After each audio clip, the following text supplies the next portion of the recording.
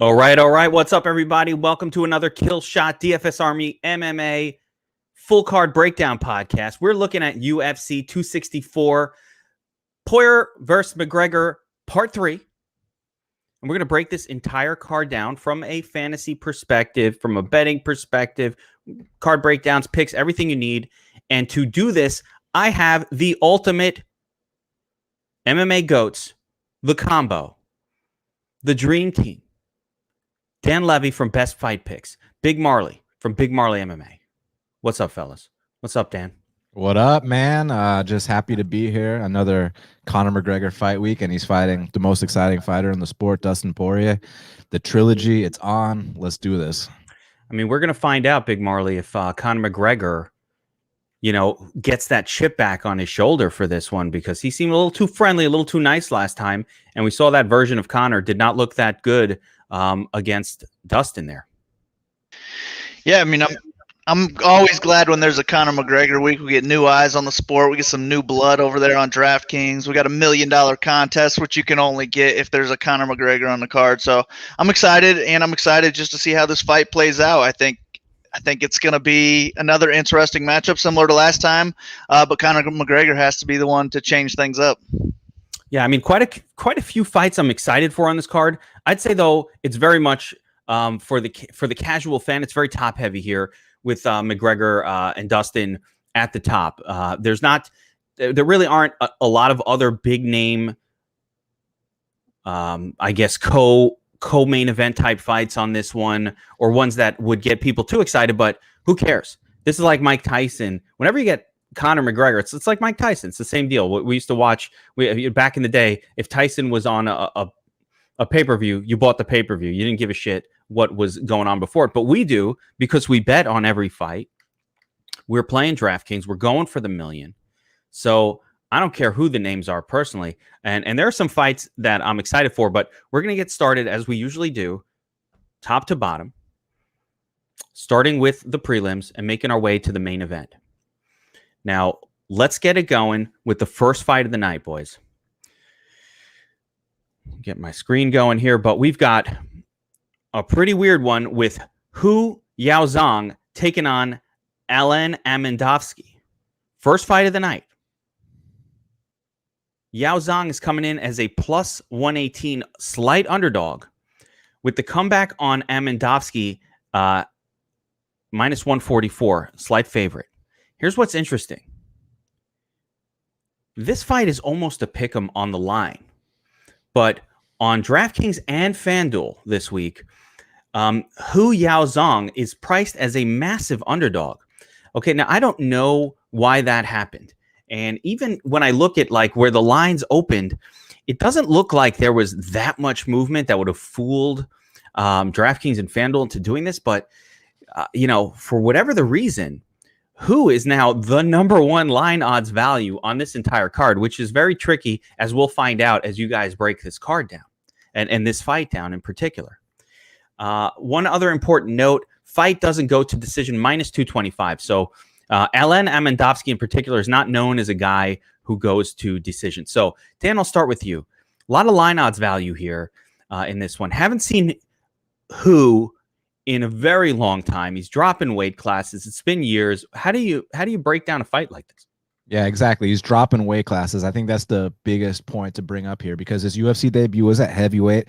His subsequent appearance was at 205, and now he's dropping to middleweight. So some of these spots where, he was kind of getting muscled around, now he's going to be the bigger guy, and Amendovski happens to be one of the smaller middleweights on the roster. And I understand, you look at their records on paper, you see 8-2 versus 3-2. You got to go with the 8-2 guy, but I'm not sure if it's that simple, man. I think Hu Yaozong was just in the wrong weight class. Not that he's going to come out here and be some top 15 guy. That's not what I'm trying to imply at all. But I just think he was in the wrong weight class. Give him some time off. Let him, get down to middleweight, because he's big. He's 6'3". He showed some goods in that second fight against Coulter. Some nice body shots, some leg kicks, some clinch work. So let's see what happens here. I mean, Amendovski seems to me like very, very low level. So I'm going to go with the dog here. I'm going to go with Hu Yaozong to kind of bully him a little bit. There we go. BigMarley, do we know anything about the fighting style of Hu Yaozong? I mean, I don't know. I feel like he's just more well-rounded of the two. I think it would be smart of him to go for takedowns in this matchup, but I'm not sure that he's not even the better striker. Amadovsky's just good at brawling, it looks like. He's not good at throwing actual strikes unless he's just throwing both fists trying to get the knockout.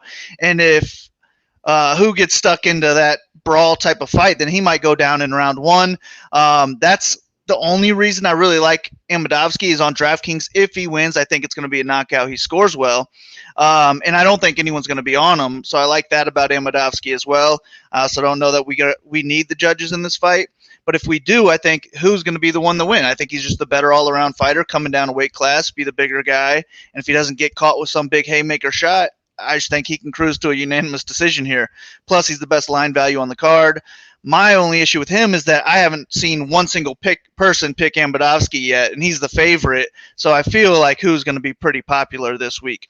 And I don't see him putting up a really high score unless he does look to grapple, because Amadovsky looks just so bad off his back that he could just hang out in top control, land those little baby shots if he wants to, which will now count. So he definitely has a ceiling there, but I just think it is purely with the grappling. I don't see him striking at a high enough pace where he's going to win a striking battle and score well. But he's only $7,200, so we don't need 100-plus points from him. I like him. He's the side I would be putting if I'm doing like a single entry or something like that. But like I said, I don't think anybody at all will be on Amadovsky, so I don't think we should sleep on him in DraftKings. Just purely DraftKings is the only reason I would like him. I don't think you would want to bet him in any reason, but because he should be low owned, maybe he's a path to that 200K. So I'll be somewhat heavy on this fight as a whole, but more so the Who side, and I'll take him to get the win.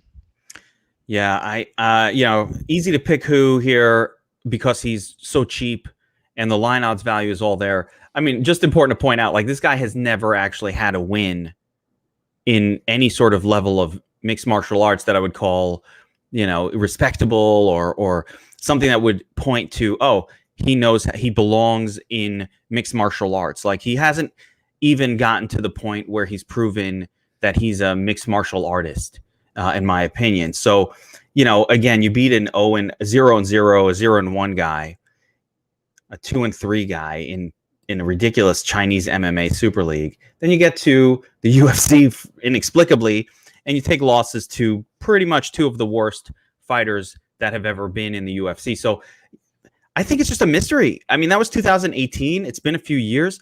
We have no idea. I think the only reason we're picking Who here is because he's big compared to the other guy. And that really is what it comes down to. Like, all right, this guy's 6'3", the other guy's 5'10".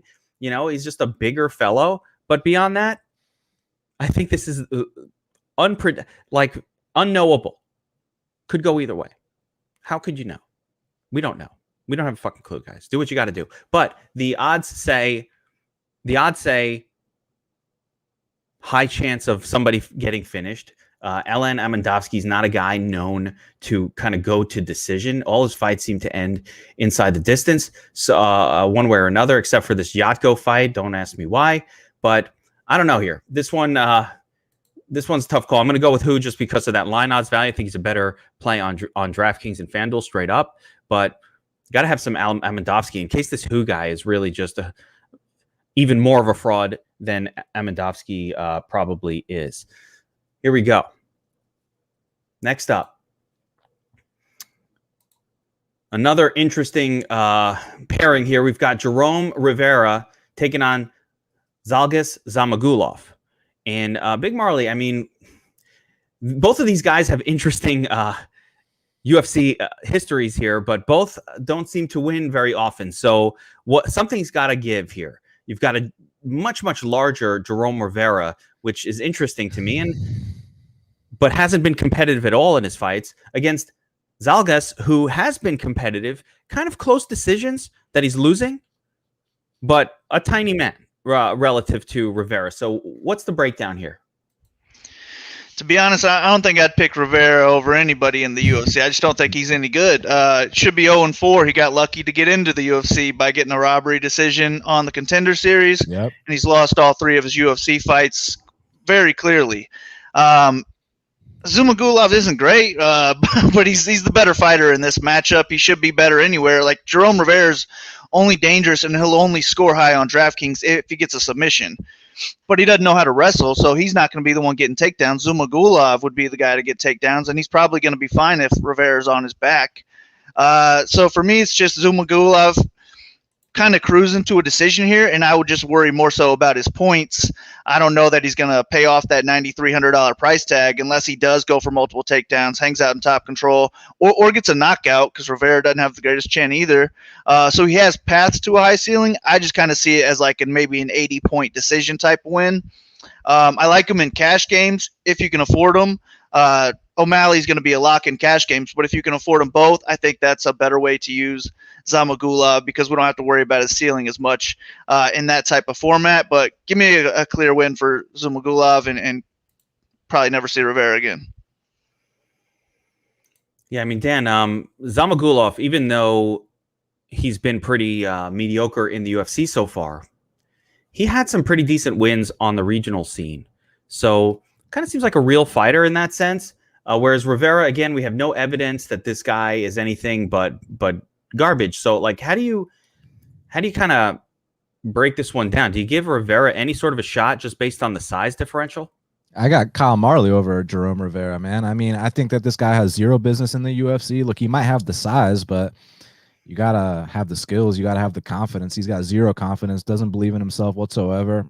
And Zumagulov, listen, a lot of those regional fights, I know he's got some good names on his resume, but a lot of those fights I thought he actually lost, and he's a really small man. He's a midget. I know it's 2021. We can't use that word anymore, so sue me, but he's a little person. I got Zumagulov, and he ain't 5'4". He's like 5'2", but I still got Zumagulov to win this fight. Man, these size differentials. I think everybody's got the same pick of Zumagulov. The question for me is, can he get a finish? Can he do enough in the fight to score to where I want to pay top dollar essentially on DraftKings and Fanduel to roster him? Probably not. I mean, he's a decision guy. That's what I'm saying. I don't think he's a guy that I'm super interested in for fantasy purposes at all. He has some takedowns in him. The thing is, you know, this is where this fight is kind of weird. Zamagulov's probably going to have to get takedowns and top control in this fight because there's just a size difference, 5'2" to 5'10". It's just hard to hit somebody who's that much taller than you in a boxing match. So I don't care how bad Rivera is. I mean, you know, he fights it. He's been in fights before, and he knows how to throw fist enough to the point where he's probably going to be able to use that size a little bit. A little bit. No, he doesn't have any hands. He's just a spam kicker type of guy. He's got no boxing. I mean, but if you're a good spam kicker or even okay, you can use that to keep your distance from a guy who's 5'2". He's not, but he's not even okay. Yeah, he's all right. So there we go. So it's a level of how terrible Rivera's actual striking game is. But like I said, I don't really see a lot of chance for Zhamagulov to knock this guy out. And at 9,300, either you're a crazed wrestling maniac like McGregor Gillespie style, where you get or Mirab style, where you get 10 takedowns in the fight and you score. I just don't see Zhamagulov landing 150 strike. Like there's a size difference here. You can't do that. So for that reason, to me, Zhamagulov is pretty much a pass on DraftKings Fanduel for fantasy purposes. But I agree. I think he probably wins the fight by decision. But that doesn't do it for me at 9,300. I'm going to take a pass there and stick with better options for paying up. All right, guys, let's move on to the next fight of the night. We got Brad Tavares taking on Omari Akhmedov. Tavares is the favorite in this one, coming in at -172, with Akhmedov, the underdog, at +140. Fight goes to decision, a pretty hefty -225. So, Dan, Tavares, we know him, we love him. He's good at getting those decision wins. He's got the great takedown defense.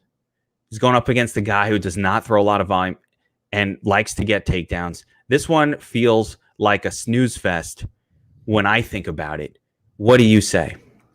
I mean, might be a snooze fest, might not be, but we still got to pick the winner, right? So we got to pick the winner, but we don't have to play him in our lineups unless we think he's going to be scoring well. I mean, there's a chance for an Omari knockout. I know that he hasn't gotten too many knockouts on his record, but he definitely hits hard, man. He swings some big bombs. Tavares has been touched before. He has been put out before, so that's the concern.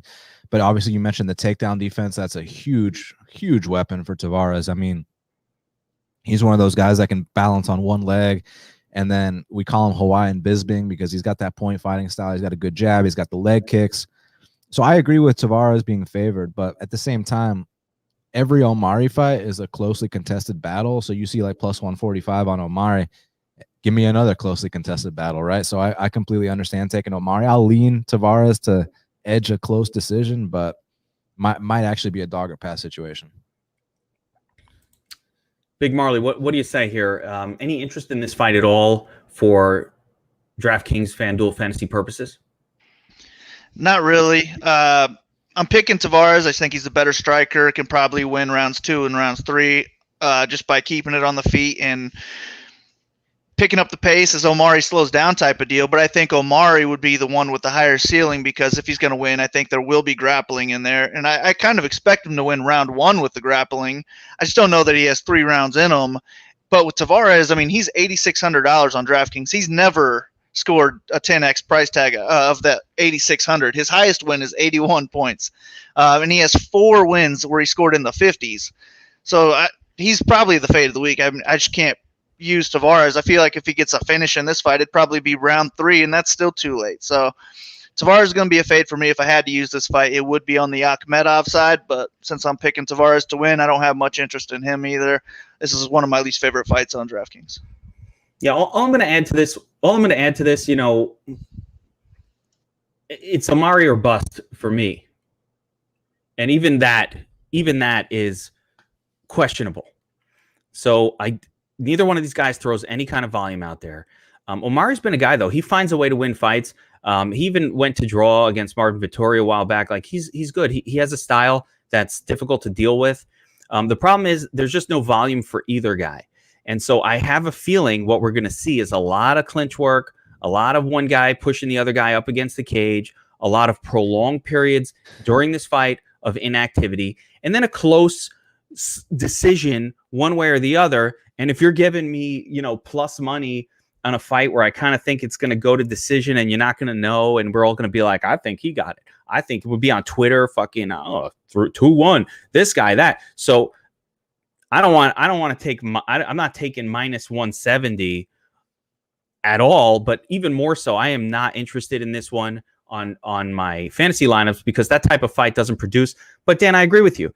Yes, the dude wings bombs, and if he touches the right spot on the head, you know, Tavares could go to sleep. Like that is a possibility. So one of the things I like to do is I'll just be like, all right, well, what do the odds makers say for, you know, like Akhmedov in round 1 or round 2, and you're getting plus 1,000 plus 1,200. So gross. Those are some of the worst inside the distance numbers you're ever going to see, right? So, you know, 5% chance, 7% chance total with those odds. So that's about, if I was making a lot of lineups, I'm going to get about 5 to 7% exposure just in case that first or second round knockout happens, but very light because I do not expect that to happen. All right, boys, let's move on. Women's division, Jennifer Maia taking on Jessica Evil Eye.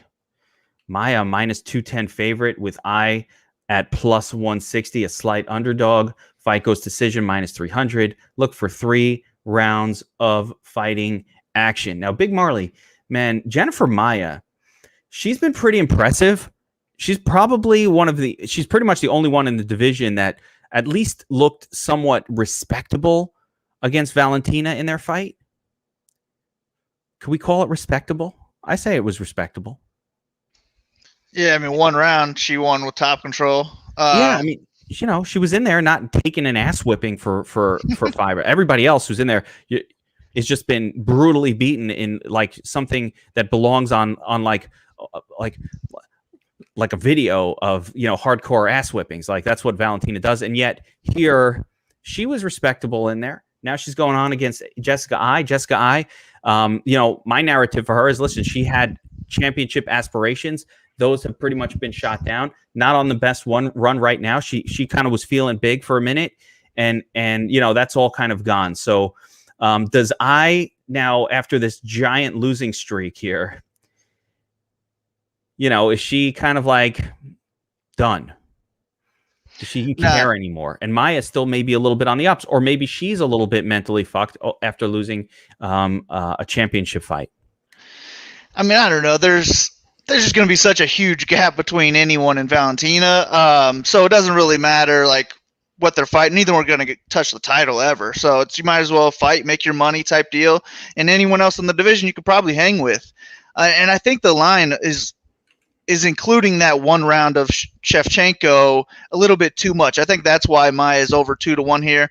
I do think she's the more well-rounded fighter of the two, and it would be smart of her to look for takedowns in this fight. But I think it's a lot closer than the line indicates, and I could definitely see just a close boxing match, which would, in my opinion, benefit I.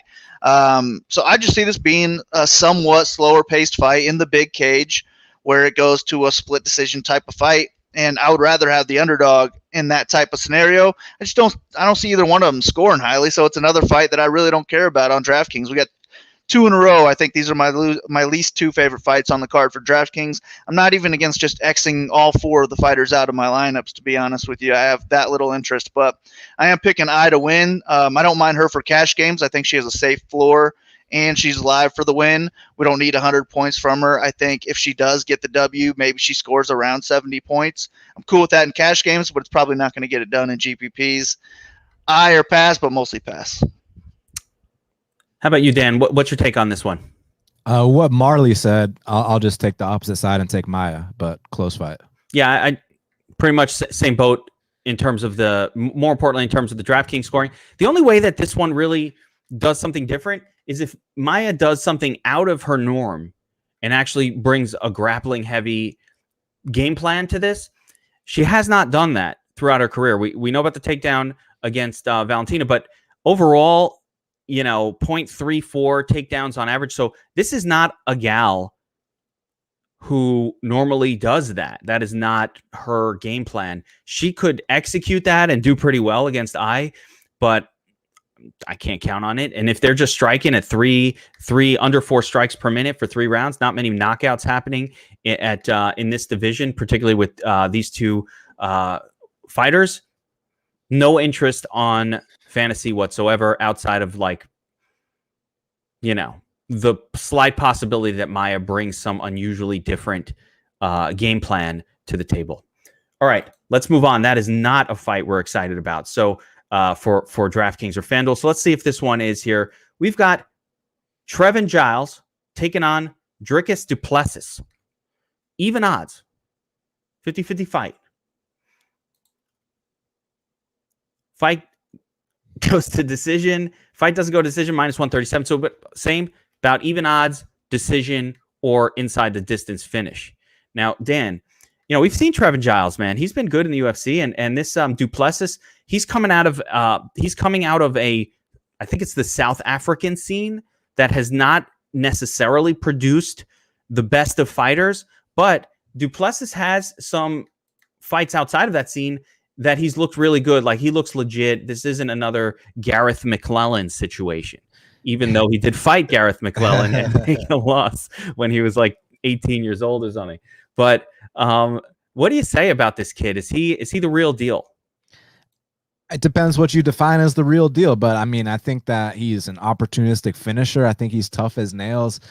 His style can be a bit misleading because he's very hittable. He's kind of stiff. He's a little bit on the slower side, but the dude is a finisher. And like you said, he actually did beat some legit guys. That Roberto Soldic guy is like one of the top prospects outside the UFC, or I say prospect, he's like 18-3, like, one of the top fighters outside the UFC that they've been trying to sign for a while. So the fact that he beat him the first time is a huge deal. I think Trevin Giles has a big speed advantage. He's got the UFC experience advantage. My concern is that, Trevin Giles sometimes will lose his concentration in fights. He'll get up to a lead, then he'll be like, woo, and, start doing some dumb shit. And that's just what you don't want against Dricus du Plessis. And du Plessis also has a bunch of wins via guillotine. We've seen Trevin get choked out more than once. So I'm going to lean with Trevin. You know, he's the underdog here. He's got the UFC experience and the speed advantage, but I will definitely be having my fair share of Duplessis on DraftKings because the dude is a finisher. I feel you, man. Big Marley, you have a kind of strong take on this one? No, I have the same take. For DraftKings, I feel like Giles, I mean, he's only 8K, so I think Giles can get there with any win. I just don't see him putting up 100-plus points in this fight, unless he can get a finish, which I don't know that that's going to happen. But Duplessis is the finisher of the two. He's explosive. He has the knockout power, and he has a mean guillotine. So if he wins, I feel like it's a knockout or a guillotine where he would score well. I just don't like him. I don't think he's very good. So I'm going to go with Giles to just stay away from that guillotine, stay away from the big one-shot power, and just kind of point fight his way to a 3-round decision where he scores close to 10x. So I won't be high on this fight at all, but I also won't X these ones out of my lineups. I'll probably keep it around like 10 to 15% of each guy. But Duplessis, he is the guy I think that does have 100-plus point upside because maybe that knockout or guillotine comes in round 1, and he could break the slate with that. Yeah, I'm going with Giles in this one as well. I've just seen Giles look good against opponents that I know are good. And, he's proven himself to be a UFC level fighter. Duplessis has not, again, coming out of a scene that I don't generally expect really good fighters to come out of. So I say prove it. Prove it. You don't get my love. You got to prove it. That's how it works for me. Give me Giles in this one. As far as the scoring on, it's up in the air, but Giles has actually not scored badly in his Giles hasn't scored badly in his wins. So overall, I mean, I'll just pop this up on screen here, but if you look at Giles' history, it hasn't been terrible. So, he's got a history where, he can score all right when he does win. Here's a 92. Here's 125. So he's had a couple of decent scores and wins, 85, but at 8K, I think what you're expecting is something more like the Neto fight. And I think he might be able, this guy's so stiff. What if he gets that knockout, Marlon? You don't have it. If he's fighting a stiff opponent, doesn't really move his head well, and he gets that KO, man, you're not gonna make the money if you don't have Giles. So, give me Trevin Giles here. I think I'm pretty comfortable having some decent exposure this weekend on Saturday night. Speaking of Saturday night, I'm hanging with my boy Sun Tzu to watch the fights, Big Marley. Sun Tzu and the Sniper. I got to make my way out there sometime and join you guys. Come on out to New York, man. We were hanging with Sun Tzu and the Sniper. We're having bear claws, fucking chicken parms. That would be fun. Maybe when I don't have a 1-year-old just crying all the time and driving the wife nuts, hopefully I'll make it out there. That's exactly the reason why you want to get out. Oh, I want to for sure, but I also, like being married and all that. No, tell you what. Listen, it's for work. It just won't cut it right now. Not with this one. Yeah, we have the 1-year-old man. He's been just a pain lately. I think he's just teething real bad, but I feel like all he does right now is just cries. So there's no way she would let me leave at all. Bro, you got it. It's for work. This is my job. I got to go hang at Sun Tzu's house, drink beers, eat fucking bear claws. She would tell me I have to bring him. What's that? She would tell me I have to bring him. Oh, you got to bring no, then you're not invited. We don't want that. No one wants that. We're there to get away from those crying babies. All right. Let's move on, boys. Next up, we got a little bit of a barn burner here. Ilia Topuria taking on Ryan Hall. Topuria is a minus 250 favorite with Hall sitting at plus 198. Fight doesn't go to decision, minus 162. So, Big Marley, these guys, Ryan Hall's a unique fighter. The leg locks, the kicks, the sleepy expression on his face, the whole package just throws me off, right? And Topuria's look good, but against guys that he definitely should be beating and that weren't very good. So, how do we even? This is a perplexing fight. How do you break it down? I think for DraftKings, it's submission or bust for Hall. That's the only way he's going to score well is if he gets a submission. The only other way he's even going to be able to win is just by spamming kicks and somehow out-voluming Topuria. So that's really the only paths for Hall, but it's submission or bust if we're going to be rostering him hoping for a high score. I don't have much interest in that, but I mean, he is super tricky. He's very smart. I wouldn't shock me to see him grab an ankle in the first round and kind of break the slate. So can't fade Hall, but I definitely won't be making him a priority or anything.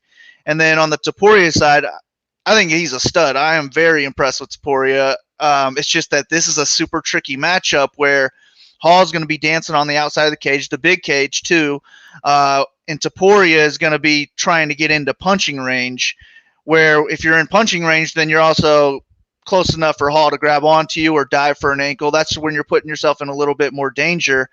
I mean, Homeboy thinks he can start in 50-50 with Hall. I don't think that's the smartest game plan, but I also don't think he would have too much trouble if he's in top control and just kind of controlling the fight. I think it would be more the ankles that he would be mostly worried about. So I think Topuria could rack up some takedowns here, stay in top control, land some ground and pound, or I also think he could knock him out on the feet. But if he wins a decision, the only way he's going to score well is if he is hanging out in top control, getting that control time, because Hall is going to do everything he can to avoid contact here. And he might just be flopping to his back, begging Topuria to come to the ground. And if Topuria doesn't accept it, maybe he's just kicking his legs, wasting time, and he scores 45 points or something like that in a decision win. So this is just a super tricky one to see how it plays out.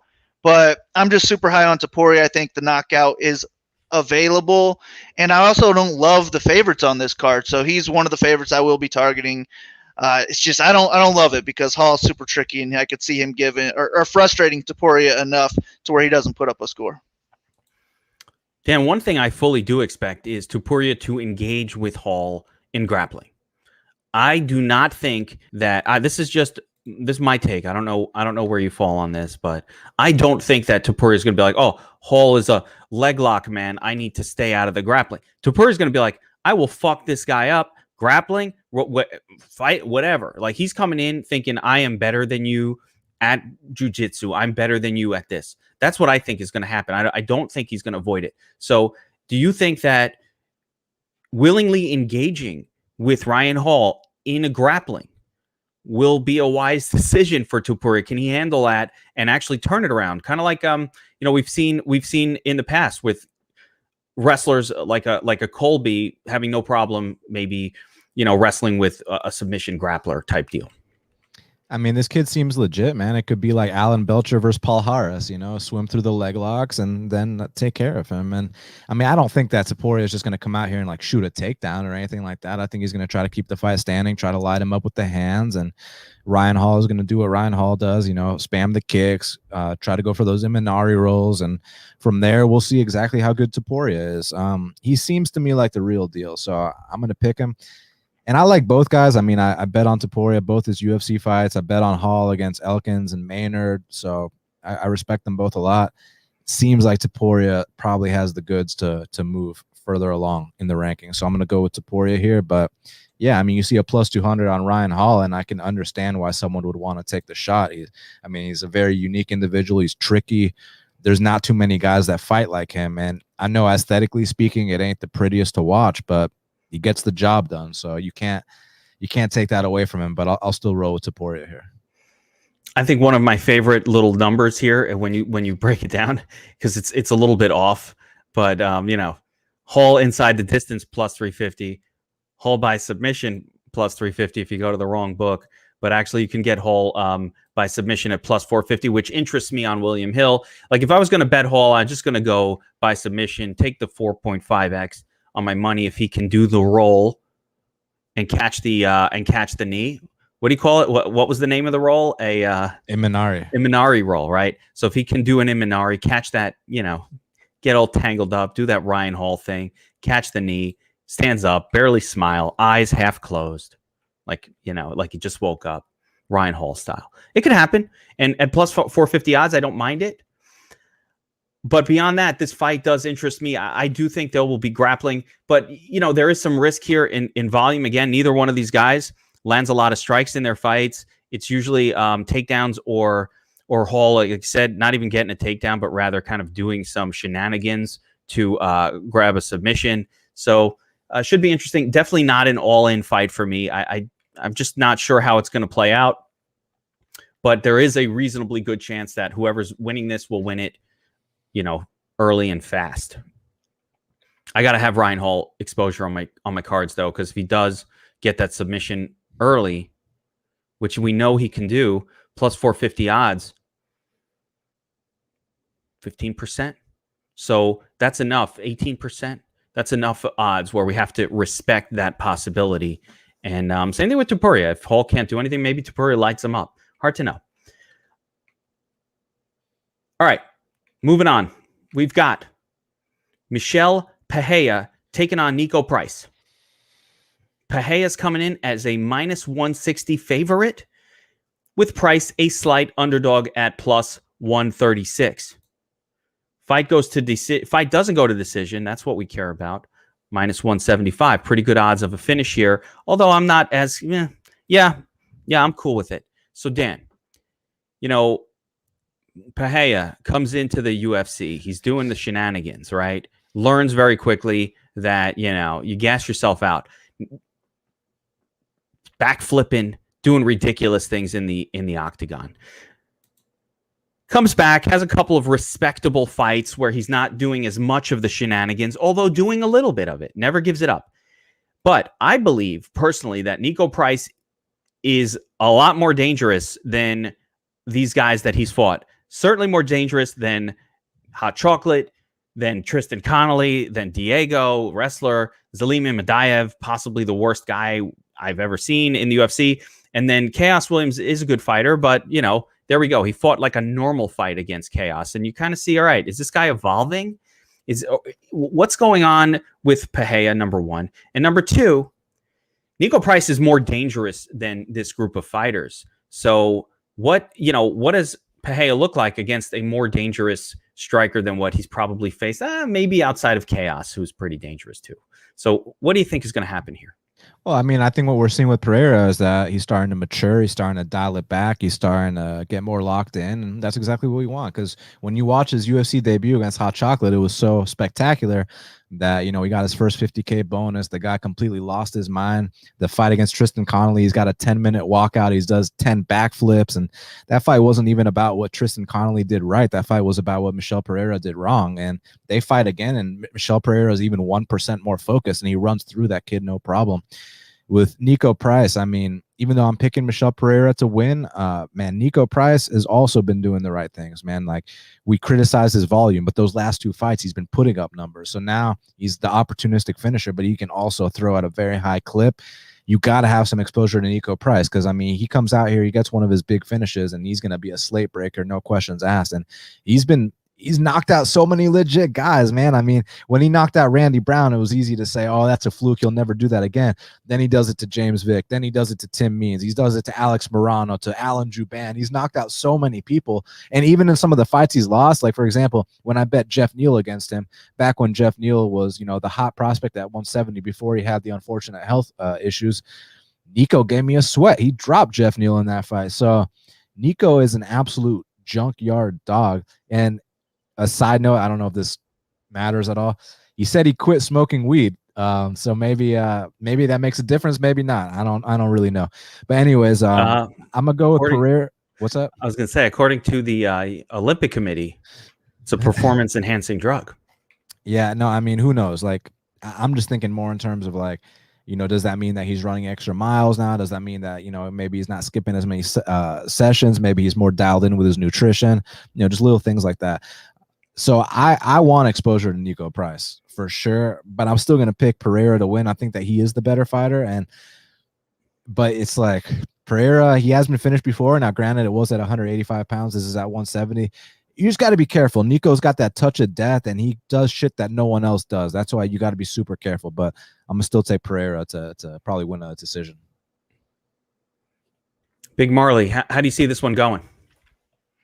I agree with pretty much everything Dan said. I'm just going to go with the Nico Price side because of those last two fights.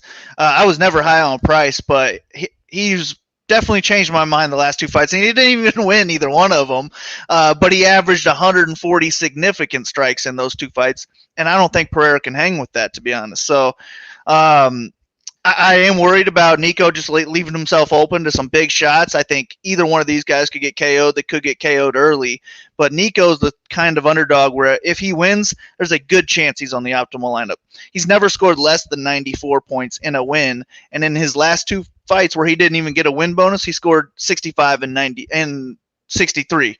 So it's hard to not like him at $7,300. On the Poirer side for DraftKings, we almost need the knockout from him at what is it, 8,900, because he's just not going to be high volume enough. He probably won't land enough takedowns to get there in a decision. Maybe he can get around 10x, but I don't think he has 100 plus upside in a decision. So I think we're kind of relying on a knockout on the Poirer side, but I think that it's going to be there. I think he'll have chances at it. So I definitely want some exposure to the Poirer as well. But I think Nico's probably my favorite underdog on the card, DraftKings West. Yeah, I'm with you, Marley. I don't think Poirer has the volume to really score well. Now, we've seen Nico get knocked out a bunch of times in his career, but there haven't so much been flash knockouts. They've been sort of accumulation of volume knockouts. Just like, he's a tough dude. He's just been in there with some really tough fights. Again, we've seen him get knocked out, but to me, that's the only path for Poirer really scoring well is like that flying knee, hot chocolate move. He's got that athleticism. He's got that Johnny Walker, he hops up in the air and he's like going 4 feet, throws the knee, can knock you out with it, one shot.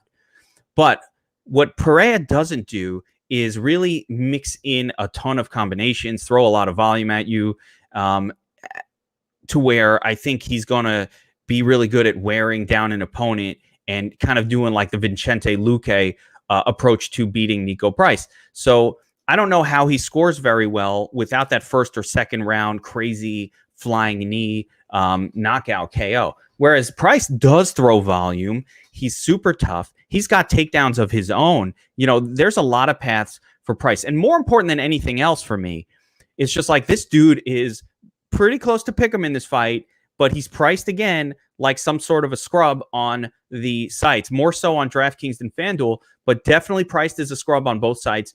And to me, that's just wrong. I kind of think this should be even odds. This fight, I don't understand why Poirer is favored here. I mean, these are both tough dudes. They're going to throw fist. Nico is a higher volume guy. They both throw really hard strikes. Maybe Poirer got a little bit of that athleticism, that jumpy, crazy flying knee shit that he can do. But, you start fucking around doing capoeira, and doing that kind of stuff. That's not going to work. That's not going to fly. It doesn't work anyway. That's not going to work here. So give me Nico Price. And I agree with you, Big Marley. My favorite underdog on this card right now, and he'll be popular. He's going to be very high owned for that reason, but I don't care. Give me Nico Price here to take this one. Okay. Before I move on, guys, if you're watching this video, let's go to the full face.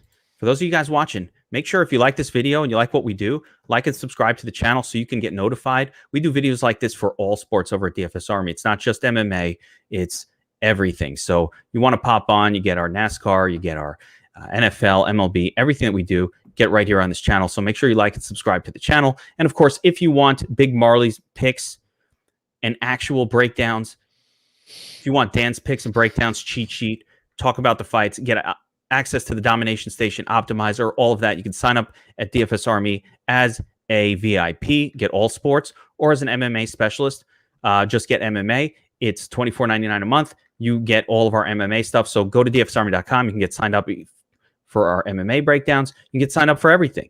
VIP. Use promo code Geek. It's $69.99 a month. You get 10% off. Best price, best value. A couple weeks ago, we had 3 guys win $100K in the same day. That shit is just what happens at DFS Army. Our tools are proven. We've got multi-time millionaire maker winners. We've got $1 million subscribers who won millions using our tools. Get in there. You want to crush DFS. The DFS Army is that spot. All right. Let's move on.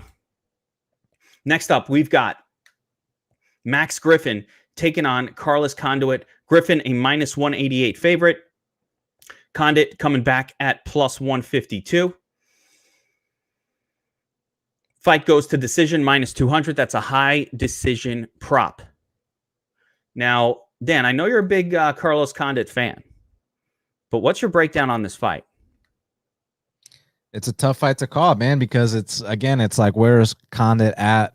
And I mean, if you would have told me that this was the line a couple of years ago, then, we bet big on Carlos Condit in this spot. It's just that, it's not that his technique has gone down or anything like that. He's just, taking a couple steps back, but he's still a dog, and he's still, got the good technique, and he's still experienced. So he's still going to give a tough fight.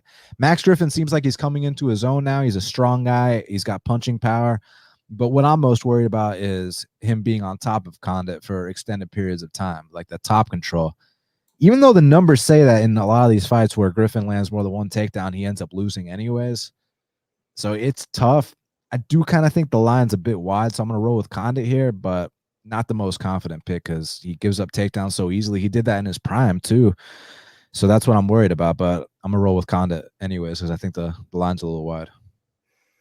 I hear that. Big Marley, one of the toughest things for me, and kind of I'll go back to what Dan just said, is Condit on the decline, or did they just give him a murderer's row of opponents?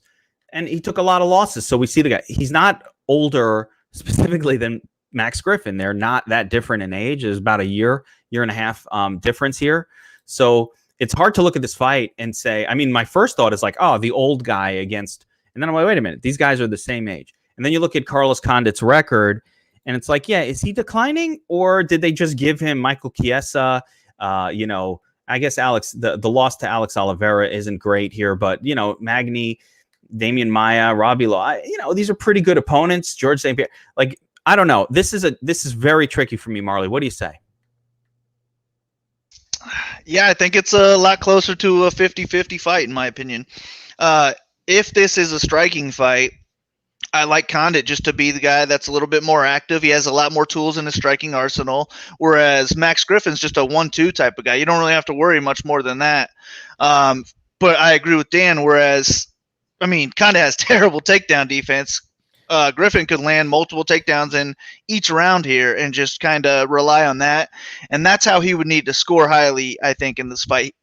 Condit's never been knocked out, so I don't think we can rely on Griffin to knock him out, and I don't think he'll have the striking volume to pay off $8,700 in a striking match, so he has to wrestle if he's going to score well here, whereas Condit at $7,500, I think he can get there in any way. I think he can get there in a striking decision.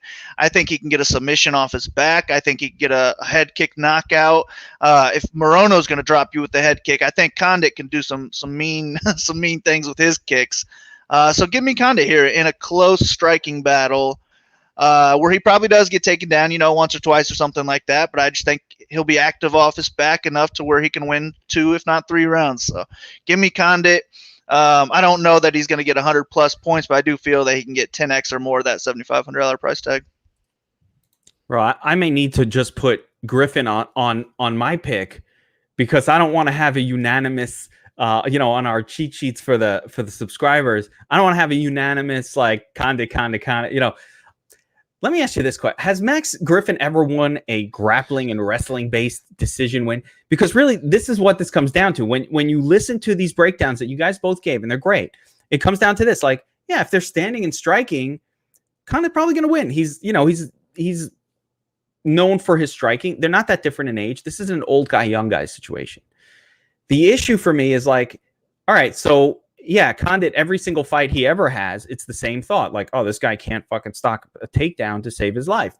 That's true. His statistics against it. But have we ever seen Max Griffin win a grappling-based win at all? Like, I know he has takedowns here and there, but has he ever won a fight where that was the reason that he won? And that's the part that I'm having a hard time getting to. Like, I don't remember, and again, correct me if I'm wrong, guys, I don't remember a time when Griffin was like, yeah, he wrestled this guy and he won because of it. Just against Imadaev, where he landed 6 takedowns. He got outstruck, but he beat him by a majority decision. Yeah, and like that. So he does have. Let me. But I wouldn't sleep on Max's hands though. I mean, I remember when I bet Zaleski against Max, thinking it was going to be easy money. There was 2 knockdowns in that fight. They were both by Max Griffin. He just happened to gas out. He got a little bit excited in that fight. he's probably a little bit more dialed in now. He's more experienced. So I know Condit's never officially been knocked out, but one thing about Condit, the reason we know he's got a great chin is because he gets hit a lot. So I'd be also worried about, this potentially being the first time that he gets stopped.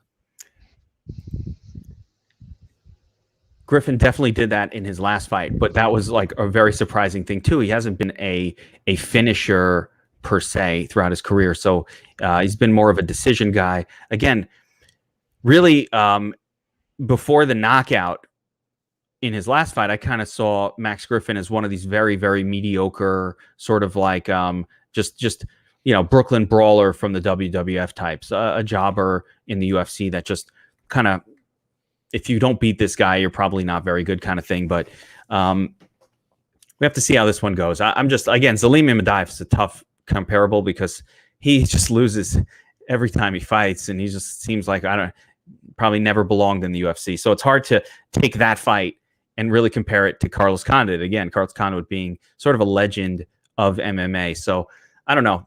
I'm going to pick Condit as well here because I think it's probably the better play, but I might have to just break it up on my sheet and throw a little max in there. Let the members know that this isn't definitely far from a sure thing fight. Nothing I want to get too confident in. Okay. Next up, we've got a late replacement fight with my boy Sugar Sean O'Malley taking on Chris Moutinho.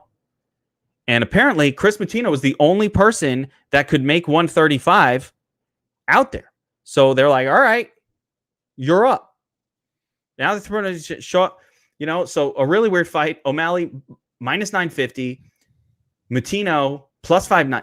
Marley, is there a breakdown for this fight, or do we just say like O'Malley's going to whoop this guy's ass and probably going to do it very quickly? Yeah, I mean, O'Malley's probably going to whoop this guy's ass. I guess the only thing that we would be worried about is his $9,500 price tag. He's the most expensive guy on the card. Nope. Is he going to pay off that salary? Yes. Yes. Yeah, I would imagine he will as well. I think he's going to have the edge everywhere here. Probably does get a finish. I think he should. Well, I don't know if he should. I think if he ever wants to grapple in the UFC, this is his matchup to do it. This is where you can show that you're a well-rounded fighter, because you're not going to do it after this, because then you're running into some real grappling monsters. So if you're going to knock this guy out, then you just have to focus on striking the rest of your career. You're never going to show us that maybe you could do it on the ground. So it wouldn't shock me to see him just toy around on the ground a little bit in this fight, but I think he could do well there as well. I'm definitely willing to pay that $9,500 price tag. That's the same price tag it was when he was minus 400 against Smolka. Now he's minus 1,000 against some guy who probably wouldn't even be in the UFC if it wasn't a short notice call against somebody who nobody wants to fight. O'Malley has scored 100 in basically all of his fights. He had a 64-point decision over Sukumtap, but that's taken off the third round. And then he had 97 against Quinones, but he got robbed of a knockdown in that fight. It should have been 107. So I think he does pay off that $9,500 price tag. I think he gets over 100 with a finish here, and he'll be my highest owned fighter on the card. Might even lock button. Yeah, I'm thinking about a lock button here as well. Dan, what do you say? I mean, the only question is it going to be a knockout or a submission? Because I mean, most likely a knockout, but I could see him drop this kid. The kid shoots on a desperate takedown and gets guillotined. So, and at this level, like, I know that, against the guys that O'Malley's been fighting, that maybe the submission's not open, but against a kid like this, the submission is open. So knockout or submission for O'Malley. I mean, we don't got to talk about the clout chasers saying they wanted this fight. Like, to say you want this fight means you got to make 135 tomorrow. And, none of those guys were going to make 135 tomorrow. So I don't know how you can blame Sean for that. And I'm not even a Sean O'Malley fan. That's just the facts, man. There's nothing to blame here. So knockout or submission, that's the big question here. So Sean O'Malley is obviously the pick. Dan, I look forward to the day that I get to watch my boy Merab spam takedowns on Sean O'Malley and fucking ragdoll him. Like, I'm going to enjoy that very much. I'm looking forward to it. This isn't that. You got to take care of Marlon Moraes first, but look, he gets past the 3-minute mark with Marlon Moraes, and you're about to see something you've never seen before. He will. Don't worry about it. Merab is the machine, and he's the machine for a reason. But let's just talk about that. There is only one possibility. The reason you don't bet this fight at the book, the reason you don't go and be like, yeah, I'll throw 1,000 down to make $100, fine by me. Don't do that, guys. Because there is one fatal flaw that Sean O'Malley has, and I don't know that it matters who the opponent is. There's something up with this guy's fucking legs. They break. They get fucked up in fights. We've seen it happen more than once. So is it possible that O'Malley throws a low kick and his fucking foot splits Chris Weidman style? Sure. That's enough of a 5% possibility that do not bet this, right? Like, I'm not betting at minus 950. Hell no.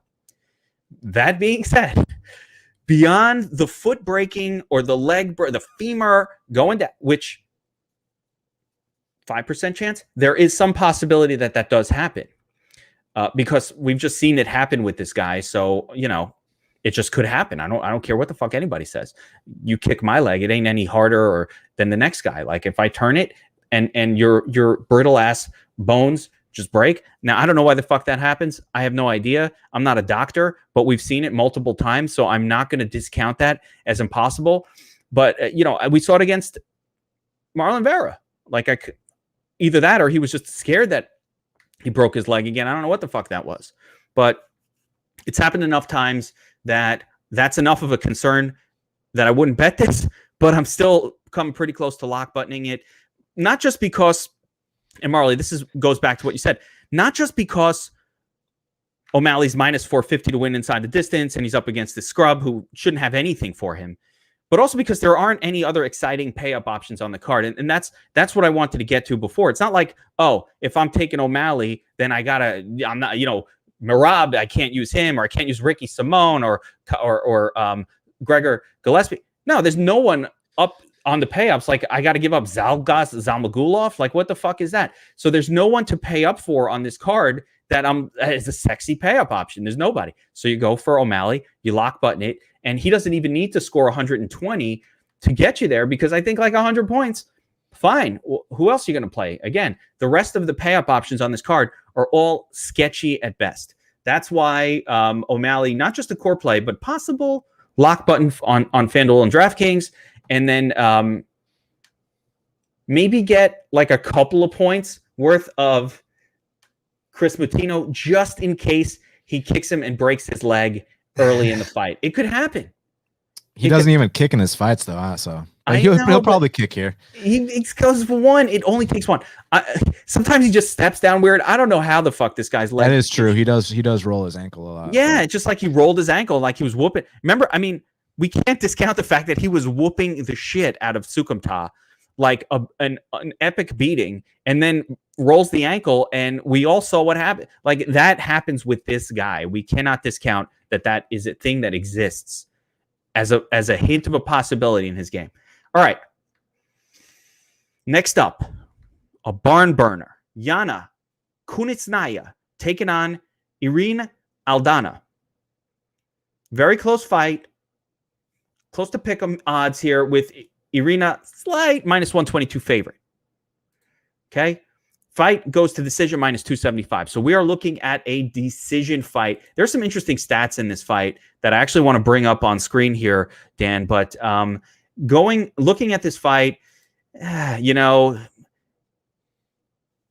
decision likely. Aldana hasn't looked the best as of late. How do you see this one going down? Give me the dog, Jana Kunitsnaya here. The reason why is Jana Kunitskaya's biggest weakness is when you put her on her back. Well, Irina Aldana doesn't shoot any takedowns. That means that this is going to be a striking fight. According to a 9-fight sample size, which Irina Aldana has, she gets hit 6 times per minute, and that is not skewed because of the Holly Holm fight, because I can literally name 3 other examples where she ate over 100 strikes, including one fight where she ate more strikes than she did in the Holly Holm fight. So I see this being a close to 50-50 fight, and I'm going to lean with Jana Kunitskaya to get the close split decision here at dog money. That was a quick one. So, BigMarley, what are your thoughts on this? If it's a striking fight, then I like Aldana. I think she is the better striker of the two with a little higher output.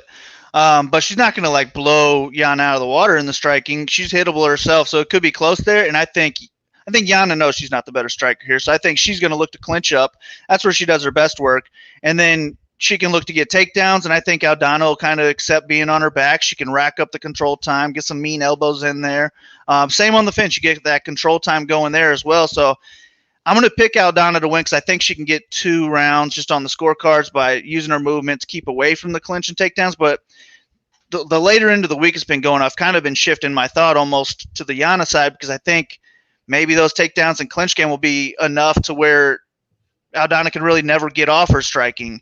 And I think Jana is the one with the higher ceiling as well because of those takedowns and control time, whereas Aldana is strictly going to look to strike. I don't think she's ever scored less than like 78 DraftKings points, which is solid, but I don't see her putting up 100 plus here, whereas Jana can. So I'm going to pick Aldana, but I think Jana is my preferred DraftKings play of the two. But I will be higher than the field, I think, on this fight as a whole. I just don't see the field being on this fight. Maybe on the Jana side because she's an underdog. But there's so many fights I don't really care for on this card where I'm cool with a somewhat higher pace striking battle or grappling clinch fest type of deal. So give me a good amount of this fight, but maybe more so the one I'm picking to lose. Yeah, I'm on Team Jana here as well. So just straight up, she has more weapons in her arsenal than Aldana does in terms of having a little bit of takedown. But she scored well in her wins. I can't ignore that she has done well in her wins, and she's thrown a lot of volume up there. So when you look at her volume averages here, strikes landed per minute, part of that skewed a little bit by the fact that she goes for takedowns and she'll use wrestling during her fights. Aldana does not. So you really only see striking battles with her, and she's getting hit a lot, Dan. You're right. She also lands a lot of strikes, but Jana looks like she's lower volume, but I don't really see that. I think the number is skewed because she's used a lot of wrestling in her fights. Listen, with women's MMA, you never know. Irene Aldana, 82% takedown defense. Like, it seems really good, but that could be against opponents who just weren't very good at getting takedowns. It's women's MMA. You cannot always trust these kind of numbers. And for me, the big thing comes down to, I don't think Aldana is going to score well, even if she wins a decision here. Whereas I think Jana has a better history of putting up good numbers. So I'm with you guys. I like Jana in this spot just to take the shot, and more so just as a better DraftKings FanDuel / fantasy play overall. It's going to be a close fight. Could come down to decision, but Marley, if you're right and Jana is able to execute some takedowns, I think this will be a no-brainer. So, give me Jana here. I'll take a shot at the underdog. And again, 7,900 it's not really dog money. You still need a good score, but she's had good scoring, good performances and scores when she's won. So I think that will work itself out. And I also think ownership is going to be super, super low. Oh, shit. Ganger, man. Little heads up there. I'm like pointing at numbers and stats on screen that you guys can't see. Good times. Good times. All right. Let's move on. Coco main event. The Coco. Greg Hardy taking on Tai Tuivasa. Again, another close fight on the books with Tuivasa a slight -140 favorite and Hardy coming back at +115. So a close fight with doesn't go to decision, odds of -200. Now, Big Marley. Man, a couple strikers. Do we expect any wrestling, any grappling in this one? Nah, I don't. I think this is just going to be a striking match where either guy could land, that big shot, put them away even in the first round or second round. But that's probably how both of them are going to score highs if it's a first or second round knockout. If it's not a first or second round knockout, I don't think either one of these guys are going to even pay off their medium salary price tags here, because I see it being a slower paced striking match where they both give respect to the other person. Tuivasa's landing some leg kicks, Hardy's landing some jabs, and I don't know. I just think it's gonna be super close, split decision type, and I'm gonna take the underdog in that type of fight. Hardy is gonna be the bigger guy of the two. Originally, I was taking Tai like start of the week before I looked at anything. And then I just started thinking, like, what if I saw these two out like at a bar and they were about to get into a fight? Who would I pick? And I'd probably take Hardy here. So I ended up switching to him. But there's just zero confidence on either side for me. I just think it's going to be a close fight where nobody's going to be crying robbery on either side. Give me the underdog in that case, but I don't have really any interest in DraftKings because I think they're both going to be over-owned because of their heavyweights. They can land that big shot. I can't fade them because of that big shot, but I'm probably going to keep it around 10% of both of these guys.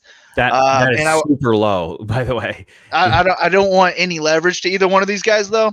And I just see it going to a decision. I don't think either one of these guys can score well in a decision. Very low. Dan, do you have a strong take on this one? I mean, statistically, you look at their numbers, man, it's like, it looks like the same guy. It's hard to really differentiate. I mean, my only strong take is that Hardy's last fight was extremely alarming how it ended. I understand that Tybura has been doing his thing, but I was kind of shocked how Hardy straight up quit in that spot, man. Like I was like, wait, I didn't expect that. So not that Tuivasa is some cardio machine or anything like that, but there's definitely a cardio issue on the Hardy side, man. I mean, you got the inhaler example. You got the fact that there's a cap on how much output he can throw. I think it's like, what, 55 strikes, 58 strikes, something like that. Like he can't surpass that. And then Tuivasa, even though he's not a cardio machine, at least he's gone out there. He's won the Arlovsky decision, which you've seen a lot of young prospects not be able to do. The leg kicks, like Marley mentioned, I think Tuivasa is just a little bit more well put together. So I'm going to go with Tuivasa to get this done. I'm with you on it. I think Ty's just more of an MMA fighter than Greg Hardy is, just for whatever that's worth. I don't know how to differentiate otherwise. They're not that different in price on the DFS sites. This isn't one of those situations where, like, if Ty was 8,900, like Greg Hardy's a about the same level of an underdog as Nico Price. I'd rather play Nico Price for his salary, much cheaper. So, and the flip side is I have a hard time playing like a slight favorite at 9K, but at 8,400, I think it's fine. I don't actually think either guy is going to get a knockout here. I think kind of what Marley said was probably the way I'd lean DFS purposes. I think that minus 200 inside the distance number is probably a little bit too high, considering I just don't see either guy highly likely to knock the other one out unless there's a gassing out situation. And if that does happen, I see it more happening to Greg Hardy than I do to Tuivasa, because again, Hardy doesn't do anything that's going to gas Tuivasa out. I don't think Tui does anything. Like, there's no wrestling involved here. There's no grappling. There's not much of that. That's the kind of thing that would wear you down. But I mean, keep an eye on Hardy. Like, if he's ever up against another guy like Tybura who has takedowns that he can gas out when he's trying to wrestle. And he's kind of old. I don't think he's getting better at age 30. What is he? 35 at this point.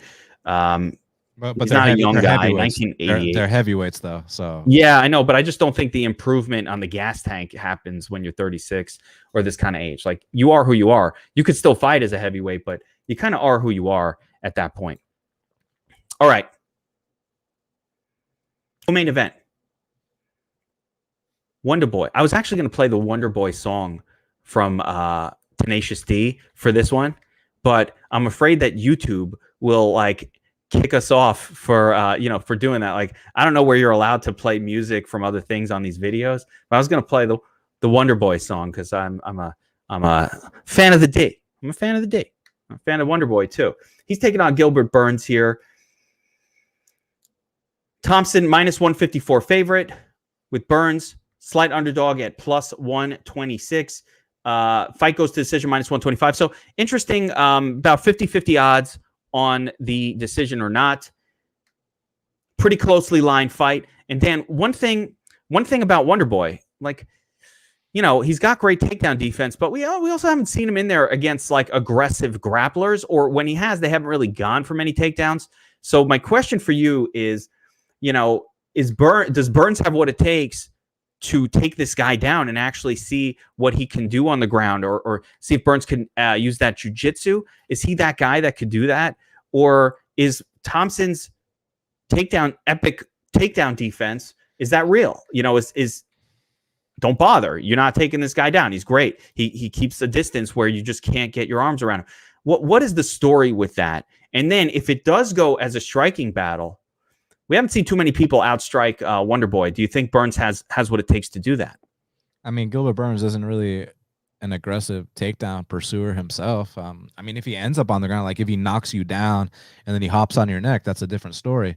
But I don't really see him, because he's the kind of guy, he'll gas out if he tries too many takedown attempts. And also, as far as him outstriking Wonderboy, that's not happening either. The way for him to have success standing is to have big moments, to drop Wonderboy, to steal a round that he's getting picked apart in by landing that knockdown or possibly a takedown. But Wonderboy's got great takedown defense. Wonderboy's got great submission defense. You saw that Woodley fight. And I'm not talking about, a 42-year-old washed up Woodley. I'm talking about when Woodley was champion.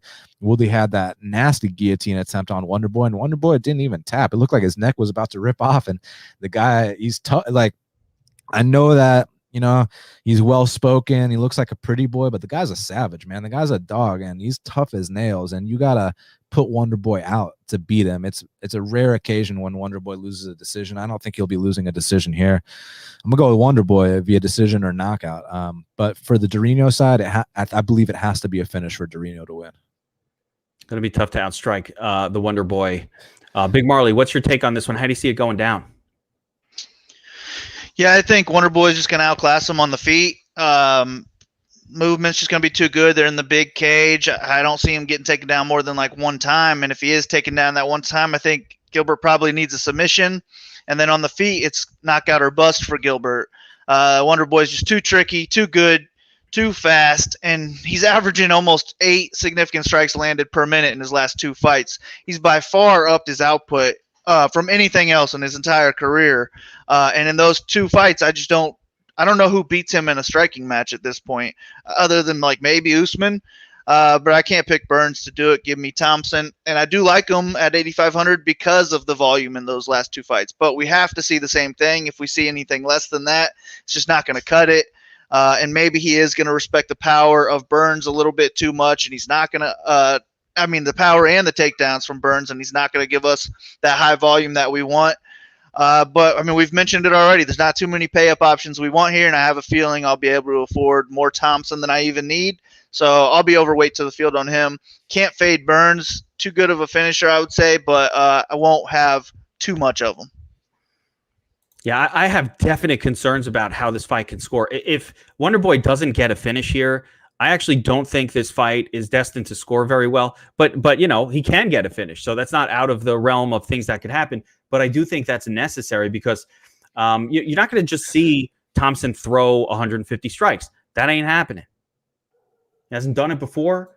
It's not his game. That karate style just does not unleash volume on people. So until his last 2 fights, 171 and 138 in 40 minutes. He needs that level in order to score, though. Think about it. This is a 3-round fight. Yeah, like the Luke guy. If he gets 96, you got a good chance of being on the optimal, in my opinion. Yeah, that'll do it. I mean, that's what he needs to do. But Luke is a very, very willing grappler. That could happen here. We could see a combination of that. But that was also a little bit out of the ordinary for Wonderboy. It's just tough to say. Let's say scoring wise. If you look at the Neal fight, I understand the Neal fight was a 5-round fight. However, if you only look at the first 3 rounds, Wonderboy went out there and put up 88 significant strikes. And I would say that what's his name? Dorino is a lot more hittable than Jeff Neal. If that's the case, if that's the case, I mean, again, 88 strikes, again, not going to do it for scoring purposes, but the knockdown, anything in there. Now, one other thing I just want to throw out there. Has there ever been a bigger fucking fluke than Pettis, Superman knocking out Wonderboy in that fight? Like, I could not. Tristan Connolly beating Poirer. I don't call that a fluke. I call that Poirer beating himself. Like that wasn't. I mean, we all saw what happened in that fight, and it was just Poirer backflipping and doing. Like, I'm sorry, but Dan, why would you backflip and jump on a guy's head like when he's on the ground? Like, that was so stupid. He's an entertainer. Pulling those shenanigans. Like, You want to roll an ankle? That's a good way to do it. Like if I'm doing a flip, I don't want to land on a head, but it's gonna fuck up your ankle, bro. Not safe. It's not a smart way to fight. Yeah, I like Wonderboy. 8,500 is a reasonable price here for what you're gonna get. So I didn't even realize he was that cheap. I expect him to get the win. If Burns can't get a takedown, he might wind up kind of, styling on him. So yeah, I definitely am picking Wonderboy to win this fight, and it doesn't look too bad for fantasy purposes. And there aren't that many exciting fights. I actually think 90s are gonna, like, those kind of scores that aren't 110 plus. Those will make the winning lineup because there's just not a whole lot of fights on this card where you can just lock it in and be like, yeah, this is going to score really well. One other thing, for some reason, West Coast Samoan, I feel like if he is saying Ty's been working, I believe him. I feel like he has knowledge of Tai Tuivasa because he's Samoan. So he would know. I'd be shocked if Tuivasa tried takedowns here. I mean, when we talk about working on his takedown, on his wrestling, I think that means that he's working on his takedown defense. So I think that next time Tuivasa fights a grappler, you might start to see, him keep the fight standing more. You might start to see him, implement better takedown defense. But I would be shocked if Tuivasa just changed his approach and became an offensive wrestler over one training camp. I don't see that happening. I want to know who he's training. Is he still with Mark Hunt? Is he still training with Tyson Pedro in that group? No, I thought he did a little work at AKA, actually. He might be back in Australia now, but I swore he did a little work at AKA. I'm curious. I'm curious to where his training. I think he's better if he's not in Australia training, if he gets sort of like a new group around him to sort of level up your game. I think that's something I'd want to see, but I don't know where he's. Maybe Samoan's going to let us know. He's hooked in. He's hooked into this, so he knows what's up. All right. Let's go. Main event time. This is why we're buying the pay-per-view. This is why we're spending the money. Poirer, McGregor, part 3. Dan, I'm going to throw this to you. We've all seen the second fight. Not all of us saw the first one. I don't even know if the first one's relevant. We've all seen the second fight. We've watched it again. By the way, it's available free on YouTube, I believe. They made it one of those fights that you could just go and have it on YouTube to watch. The leg kicks, the diversity, the lack of crispness on McGregor's side, missing the Celtic cross a few times in that fight that might have ended it, and that he normally lands, that crispness, maybe a little bit of rust, maybe a little bit. I don't know. I'm going to wait for your breakdown, Dan. Let us know what you think of that first fight, how it went. Numbers are, this is a pick'em fight, and I don't think any of us expect it to go to decision, but it's minus 350 to end inside the distance. So what do you say, Dan? Break this one down for us. I mean, my opinion of the first fight was that it was at 145 pounds. It was in 2014, and Conor was the better man that night. I even bet on Conor in that spot. But 2014 and 2021, 2 different times. And I disagree with you saying that Conor wasn't as crisp. Conor landed some clean shots on Poirier. Poirier just ate them. His durability is a lot better at 155 pounds. For whatever reason. I mean, he's cutting less weight. He's put on a lot of size. He's more durable at 55. I mean, look at the Justin Gaethje fight. Gaethje, he's got that one-hitter quitter in his hands, and Poirier was out there not only eating those shots, but you look at the kind of numbers Poirier can put up in a 5-round period. Like, look at his Gaethje fight. He attempted over 300 strikes in that fight. Look at his Max Holloway fight, the second one. The first one, he submitted him in the first round, but the second one, Max Holloway is considered the output king in the UFC. Dustin Poirier matched that output. So we know that cardio ain't an issue on the Poirier side. Look, McGregor's a legend of the sport. I'll always be grateful for what he did. The eyes he put on the sport. Back when Conor was Conor, man, there was nothing like him, man. I mean, everything he'd say was so quotable, was so intriguing, was so unique. Like, Conor was the man. And I see people saying the old Conor is back. No, he's not. No, he's fucking not. Is he like talking more shit? He's making, he's posting Twitter DMs of Poirier's wife or some shit. Like, that's the old Conor, I guess. It all feels so forced. I mean, when I remember when Conor used to talk, I'd listen. When Conor used to fight, I'd watch. I'm still watching, but I don't think it's the same. But anyways, I'm always going to be grateful for what he did for the sport, man. He's a legend of the game and an icon. Conor's the man. His style uses a lot of energy, though, That's why a lot of people are talking about the, early going favors Conor, later on favors Dustin. I mean, I know that's kind of like a cookie cutter description, but I feel like it's been proven to be true, whether it's the Diaz fights where, the first one, he was whooping on Diaz, he gassed out, got, wobbled and got choked out. The second one, he was also whooping on Diaz, dropped him 3 times, and then Diaz caught his second win. That's what made it such a great fight.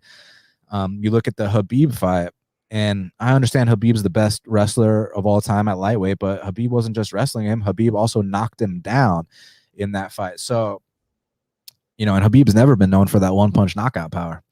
McGregor's style uses a lot of energy because he comes out there to try to take your head off, which is why we love him, which is why we like watching him, because you're not going to see Conor McGregor put his head between a man's legs and make the crowd boo or any bullshit like that. Conor McGregor is kill or be killed, so we'll always respect him for that reason.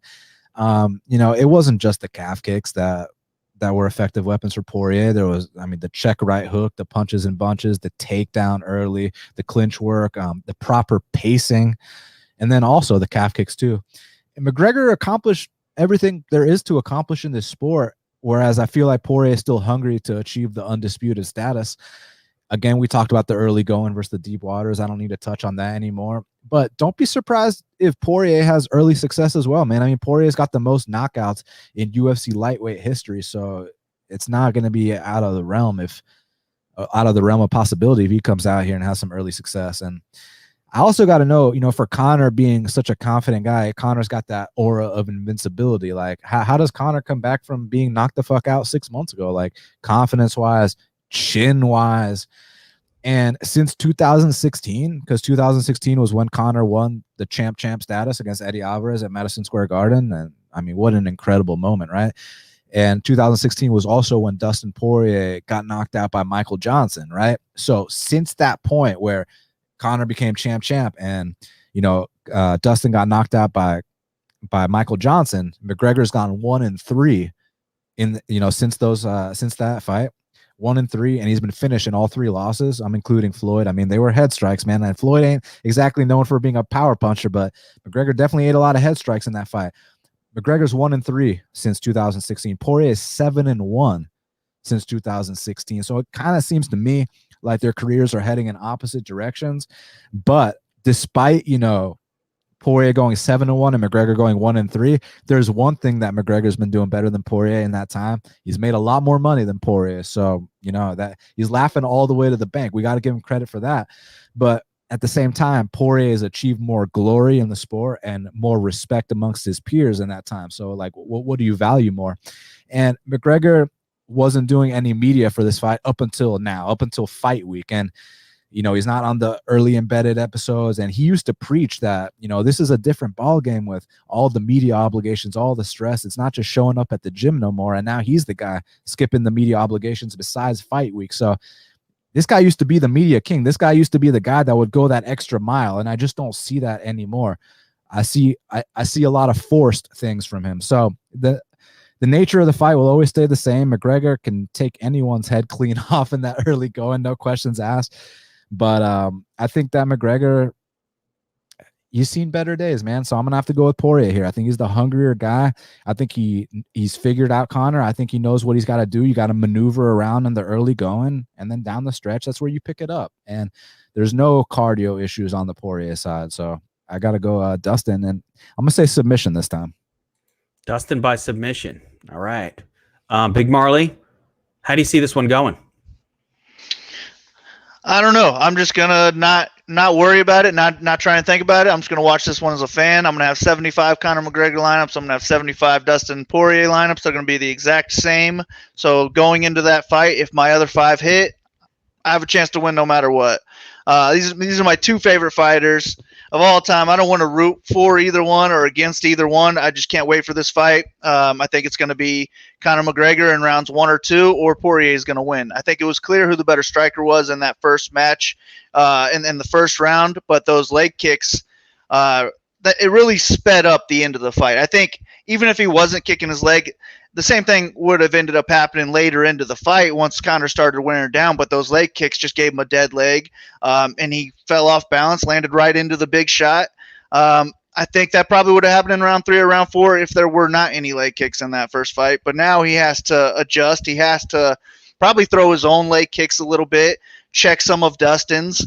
And even if he does adjust, I don't think he has 5-round Dustin Poirier cardio. He beat Nate Diaz in a 5-round match, but that's because Nate Diaz took off a round or two after Conor gassed. It looked like he really had a second wind in that fight as well, like a real life second wind, but Poirier's not going to do that. Poirier is going to put on the gas, and I just don't see how Poirier loses 3, 4, or 5.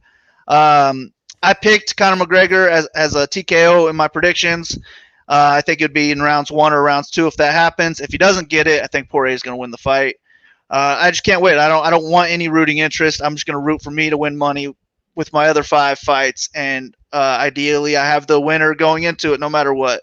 Now I'm doing the same thing in my single. I'm making 2 single entries. I got one with Conor, one with Dustin. So I'm 0 up on this one. If you do have a stronger lean, I would say go heavier on that person, but I would not go over 70-30 on either side because it is too close of a matchup, and whoever wins is going to be on the optimal lineup because they probably score 100 or more. I'm gonna address a little bit strategy wise what it might mean to go 100% on one or the other here. So Jonathan's saying, hey, I'm going 100%. Poirer, go big or go home. Right? So when you do that in your lineup approach, essentially the first thing is you're eliminating a variable. Now we're only spinning 5 variables on DraftKings instead of 6, but actually 4 if you lock in on O'Malley. So now I can make 150 lineups and spin just 4 variables around. And if we remove a couple of these fights that look really shitty from the mix, so it's very doable, right? It's very doable in the sense of, hey, we've gotten down to just 4 variables, and I'm going to spin through now. And there are 11 fights to choose from, so 22 fighters, 4 variables. But now I eliminate a couple of these fights, a couple of these fighters, so we get down to a much more manageable situation, right? So strategically, here's what happens. You get into that final, you've gone 100%. Jonathan, he's 100% Poirer, right? You get to the final, and you can now calculate very specifically, if Poirer wins, how much money you're going to make, right? You're like, shit. Right now, I'm looking at the numbers. If Poirer wins, I'm winning $27K in this tournament. Now I can go to the book and hedge it. So I know I'm winning $27K. What I'm going to do is take 5,000 to 10,000 of that and throw it on the other guy. The reason I'm going to do it is to make sure that no matter what happens now, I've now locked in either, a $10,000 win at the book or a $27,000 win at DraftKings. That's the way to approach it. So when the fight is like this and it's kind of even odds, or even especially if you're going to go Poirer and the opponent is a slight underdog. So let's say Conor's like plus 120 at that point. Yeah, I mean, he knows what's up. So he's going, you can hedge that. So there is an argument to be made to say, fuck it, especially at the same price, choose the one guy, go 100% on him. And then if you're in nuts position, if you're not, who cares?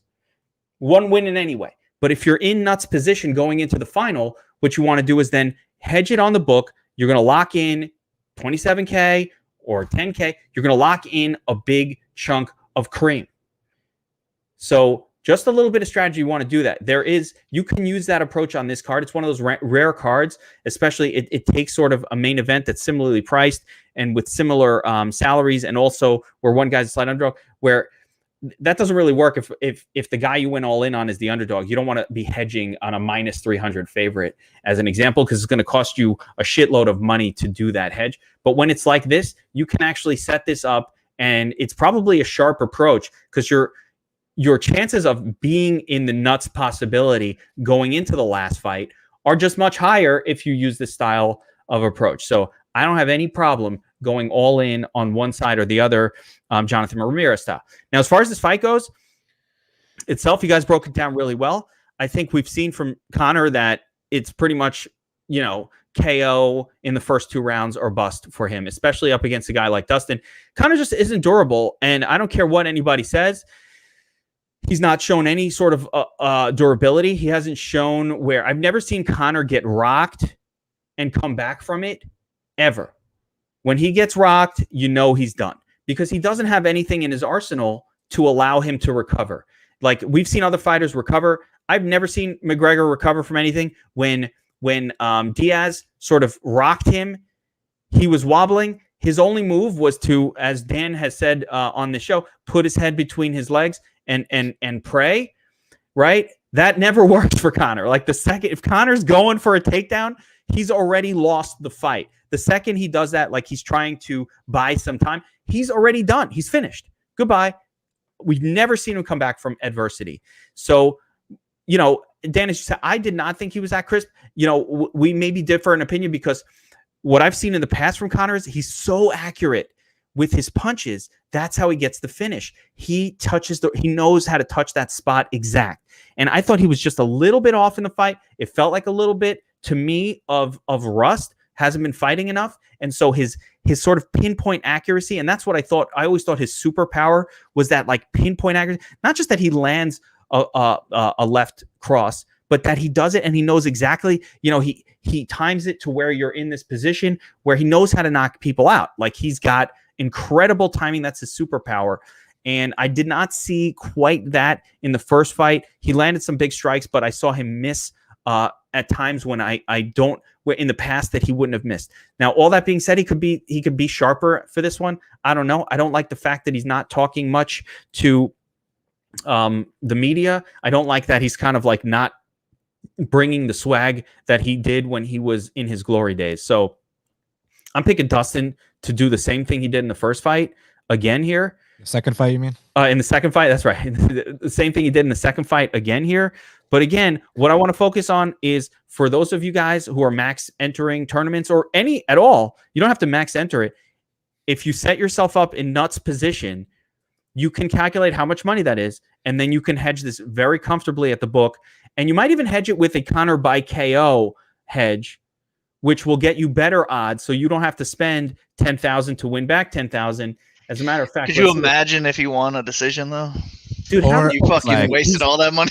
Could you imagine if it was a no contest or a draw? Like if some like fluke, like that's, you know, there's been so many fouls lately or some bullshit goes down. It's a no contest or a draw. Well, at least that cancels the bet. You know what I'm saying? Like you weren't winning anyway. So I mean, like if it's your DK is fucked. Yeah, your Draftkings is fucked. Yeah, well, that's gonna happen anyway because you go 100% like on you know, one side you got Poirier, then you got all your other lineups with Conor, then the fight's a draw or a no contest, and you're pissed the fuck off. Well, that's one of the reasons why a lot of people don't like. They don't go 100% on a fight. Like there's always that chance. So you kind of like, oh, let me leave 5% of my lineups where I don't have this fight in it. But like overall on this card, the way this card sets up, this is 100% all in fight.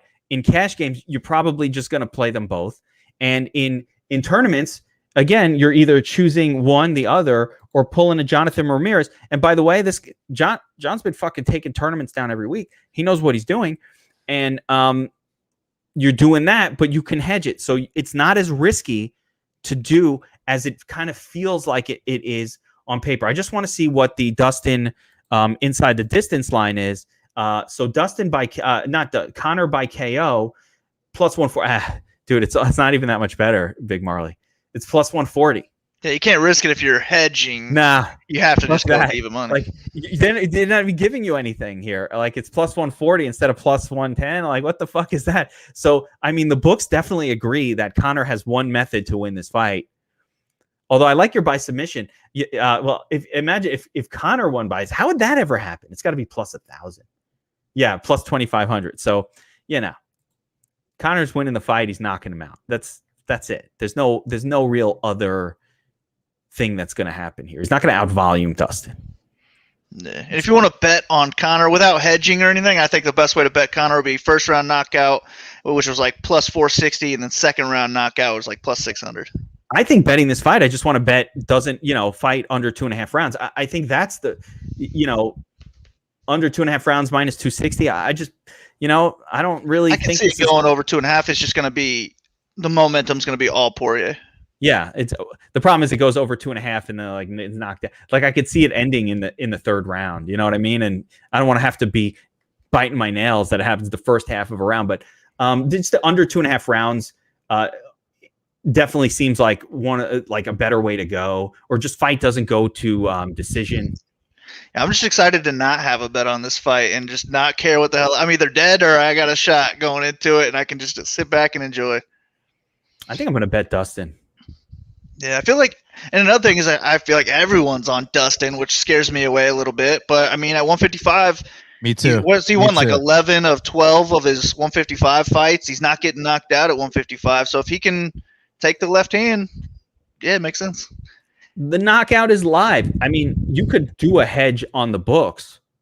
It's not a great hedge, but there's probably a couple pennies in there if you want to just bet Dustin to win and then Conor by KO at plus 140. There's like a little bit of, you can make a couple bucks, but is it exciting? Do I really want to risk that much money to make like a couple of dollars? Like, I don't want to risk like $500 to make like 30, but that's kind of what you have to do in that spot. But it's hard to see another outcome than Conor by KO or Dustin just winning. So especially if the eye poke or the fluke is a push. So that interests me as well. All right, boys, good stuff. I'm picking Dustin as well. And I hope that people watching this, consider the strategy that I just laid out. Just go all in on one of them, and you can hedge the other one on the books if you're in nuts position at the end, and make money either way. That's fucking money. Eat those bear claws at Sun Tzu's house will be like, yo, bitch, I made money. Either way, I get to celebrate. All right. Kill shot time, boys. Let's start at the top. So the kill shot is what we do at the end of these cards, and the kill shot is just a fighter we want to go heavier on than the field ideally, or somebody that we think will be in the nuts lineup that maybe isn't an obvious play. So where do you want to take your stand on this card? I'll start with you, Dan. Dricus Duplessis, 15 wins, 15 finishes. If this guy goes out there and wins, you know exactly how he's going to do it, and if he does win, he will be on the nuts lineup. So Dricus Duplessis is my kill shot. I like it. All right, Big Marley, how about you? I'll go with the winner of Jana Kunitsnaya. I think we can even get a decision in that fight, and they could be on the optimal. No, you got to step the fuck up, bro. Call it Jana. Well, I'm picking Irene to win, so I guess I'll go with the lower end of the two then. You're going with Irene for the kill shot. There we go. Irene Aldana. Now, my kill shot, I don't believe that this will be a low-owned guy, but I don't care. I'm going with Nico Price. That's my boy on this card. I think he's going to find a way to get it done. Well, shit, I'm going to go with fucking Sean O'Malley then for playing that game. No, hold on. He's an underdog. He's a cheaper guy. He's the highest owned underdog on the card. I don't care. I'm going with I'm going with Nico Price. And my boy Vince, who is the kill shot king, has DM'd me Ryan Hall as his kill shot. Do not sleep on a Vince kill shot. All right, guys, that's going to do it for the UFC 264 breakdown. Again, if you haven't done so already, please like and subscribe to this channel. Oh, wait, hold on. We got a special kill shot. Prince of Darkness. Wait, who the fuck is the Prince of Darkness? Greg Hardy. Greg Hardy's the Prince of Darkness? Yep. I had not even heard it. I think it's actually Prince of War, but yeah. Prince of War, Prince of Darkness, Prince of Rape. Whoa. And woman beating. Whoa. Is there a princedom for that?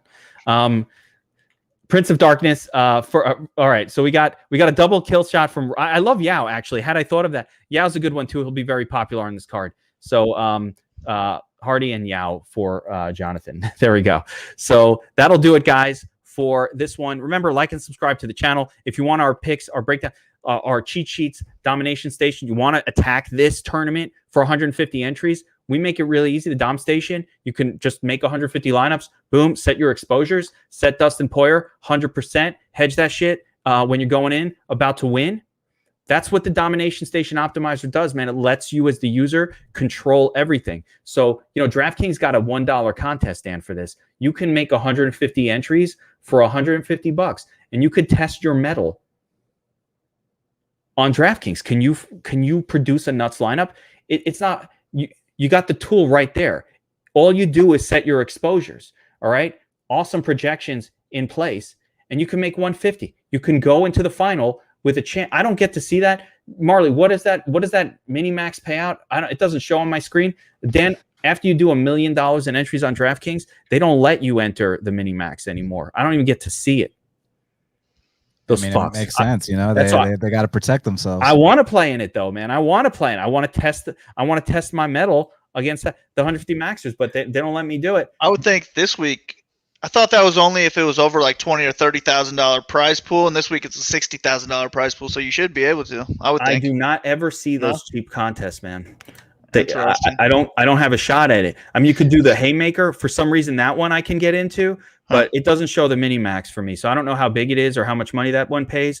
But you know, you don't want to do that one. You could get in the haymaker, the arm bar. I maxed this shit out, as you could see already. So shit. Well, I bet I'm getting close to that million. Then I need to slow down. Or take one of these minis down.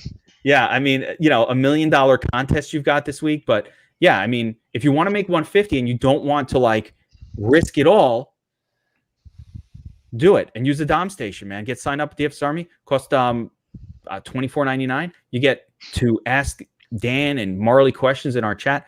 It's all happening. So we're excited about this card. Let's fucking do it. Good luck to everybody out there this weekend. I hope you smash, and we'll see your lineups. We'll see at the top of these contests, boys. Good luck, everybody.